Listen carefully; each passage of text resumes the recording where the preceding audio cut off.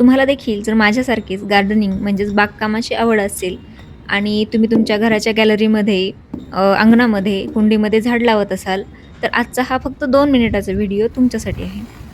तर इथं आज आपण या व्हिडिओमध्ये एक साधी सोपी टेक्निक पाहणार आहोत, जी गार्डनिंगमध्ये अतिशय उपयुक्त ठरते. ज्याला सॉइल सोलरायझेशन असं म्हटलं जातं आणि साध्या सोप्या मराठीमध्ये आपण याला असं म्हणू शकतो, की माती स्वच्छ सूर्यप्रकाशामध्ये माती वाळवणे.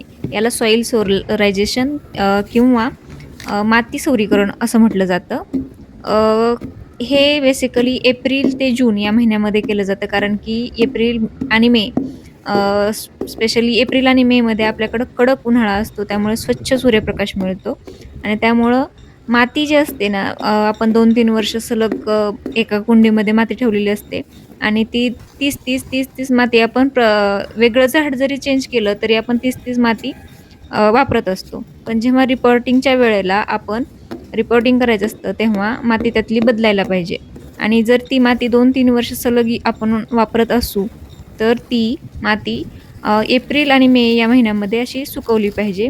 स्वच्छ सूर्यप्रकाशामध्ये तिला 3-4 दिवस छान माती वाळवून घेतली पाहिजे. ज्या प्रकारे आपण शेतामध्ये नांगरणी केली जाते आणि शेतकरी नांगरणी करतो आणि नंतर 1-2 महिने शेतातील माती जी असते ती वाळण्यासाठी ठेवली जाते आणि नंतर मग त्याच्यामध्ये जूनला जेव्हा पाऊस पडतो, तेव्हा त्याच्यामध्ये दुसरी पेरणी केली जाते.